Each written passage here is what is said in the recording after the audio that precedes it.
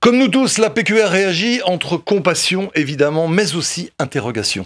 Oui, Patrick, s'il devait apparaître que cette catastrophe a été provoquée par des terroristes, l'événement prendrait bien sûr une dimension exceptionnelle. Mais pour l'instant, nous ne savons pas. Il faut rester très prudent. On ne peut que diriger ses pensées vers les victimes de l'accident. Depuis hier, 150 familles et leurs proches sont meurtris à jamais par un accident absurde. Tragédie dans les Alpes, c'est la une du Dauphiné. Un avion de la compagnie Germanwings reliant Barcelone à Düsseldorf s'est écrasé dans les Alpes de Haute-Provence. Hier, les 150 personnes à bord auraient péri dans le crash. La tragédie, c'est la une laconique de la Provence. C'est le premier crash d'un avion de ligne en France depuis le Concorde il y a 15 ans.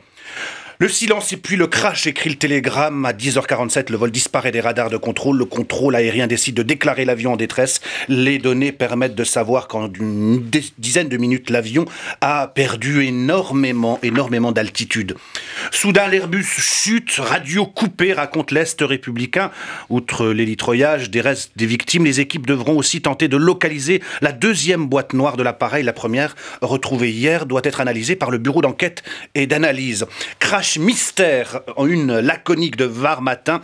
Avec le contenu des enregistreurs de vol, les enquêteurs vont tenter d'éclaircir les nombreuses zones d'ombre de l'accident. On ne connaît pas pour l'instant la raison de la rupture de communication entre l'équipage et le contrôle aérien qui a pris l'initiative de déclarer l'avion en détresse, ni les circonstances, Patrick, de la chute de l'appareil qui a duré 8 longues minutes. 150 morts et de terribles zones d'ombre, c'est la une du Progrès.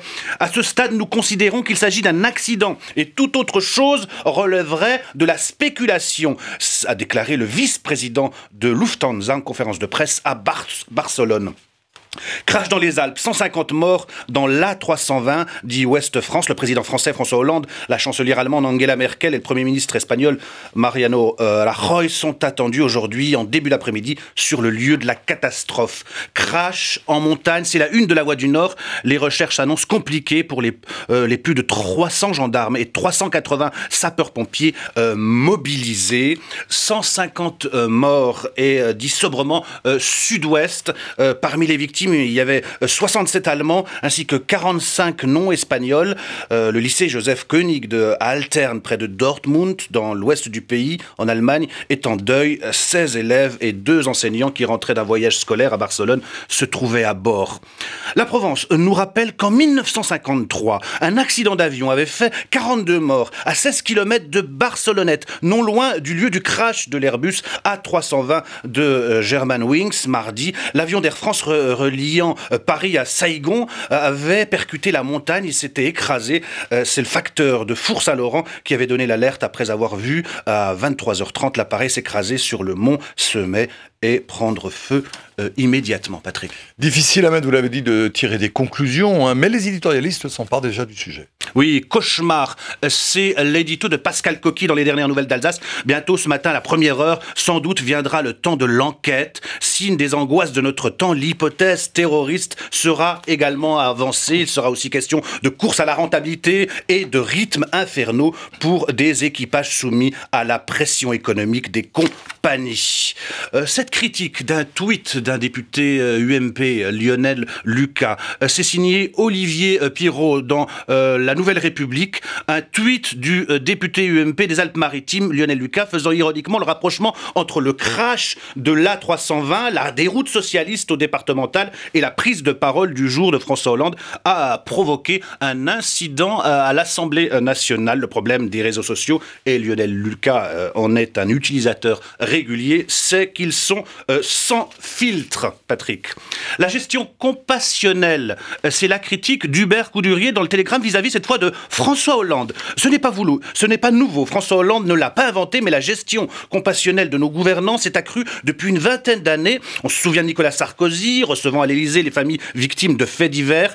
La réalité est que nos dirigeants sont de plus en plus dans l'empathie et gouvernent de moins en moins, dit Hubert Coudurier. Voilà, ça se discute, Patrick. On peut aussi penser que la mort publique, la gestion de cette mort publique, ça fait un peu partie du job de président de la République.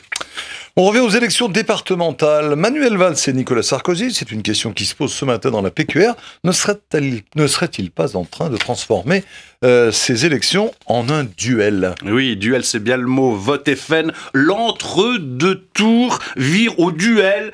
PS-UMP, écrit le Télégramme. Manuel Valls a choisi hier, à 5 jours du second tour des départementales, de cibler nommément Nicolas Sarkozy, lui-même très acerbe envers le Premier ministre, dans un duel à distance qui souligne quelques similitudes entre les deux hommes.